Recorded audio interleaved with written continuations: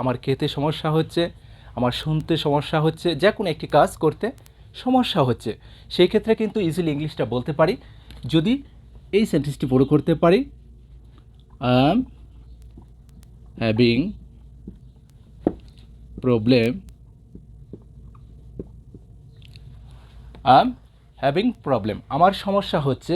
এখন যেই কাজটা করতে সমস্যা হচ্ছে তার যে মূল রূপটা রয়েছে, প্রেজেন্ট রূপটা রয়েছে, তার সাথে শুধু আইএনজি যুক্ত করে বলবো তাহলেই হবে। I am having problem saying, আমার বলতে সমস্যা হচ্ছে।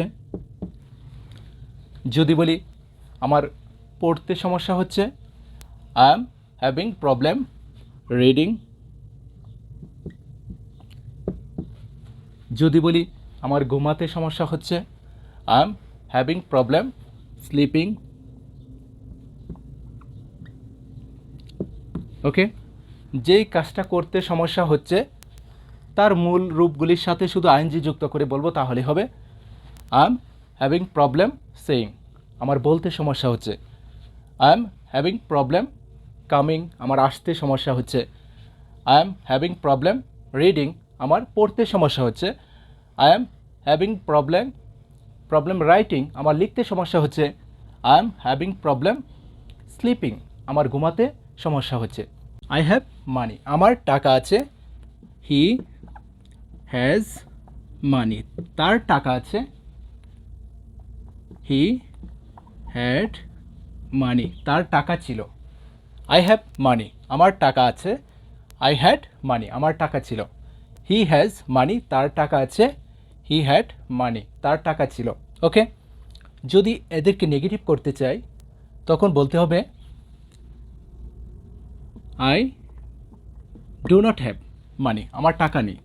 I do not have money, আমার টাকা নেই। যদি বলি যে তার টাকা নেই তখন বলতে হবে he does not have money. He does not have money, তার টাকা নেই। I do not have money, আমার টাকা নেই। He does not have money, তার টাকা নেই। ওকে, যদি বলি তার টাকা ছিল না তখন বলতে হবে he did not have money, তার টাকা ছিল না।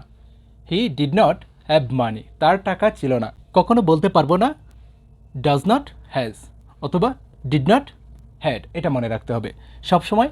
Do not, did not, does not, এরপরে হবে কি হ্যাভ, এই বিষয়টা মনে রাখতে হবে।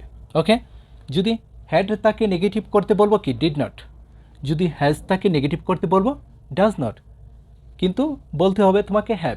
আমার কোনো কিছু করতে ভালো লাগে, আমার খেলতে ভালো লাগে, আমার হাঁটতে ভালো লাগে, আমার কোনো একটি কাজ করতে ভালো লাগে, সেই ক্ষেত্রে কিন্তু ইজিলি ইংলিশটা বলতে পারবো যদি এই সেন্টেন্সটি ফলো করতে পারি।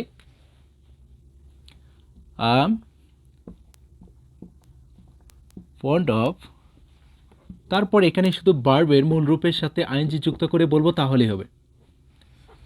I am fond of reading, আমার পড়তে ভালো লাগে। I am fond of playing, আমার খেলতে ভালো লাগে।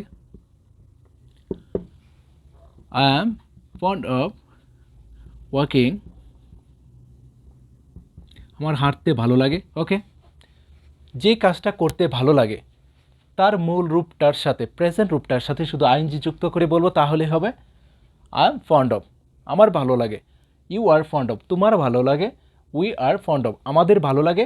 হি ইজ ফন্ড অফ, তার ভালো লাগে। ওকে, তারপর এখানে শুধু ভার্বের মূল রূপের সাথে আইএনজি যুক্ত করে যদি বলতে পারি তাহলে আজকের পর থেকে এই ধরনের কথাগুলো আশা করি ইংলিশে বলতে পারবো। Okay, I am fond of reading, আমার পড়তে ভালো লাগে। I am fond of playing, আমার খেলতে ভালো লাগে। I am fond of walking, আমার হাঁটতে ভালো লাগে। ওকে।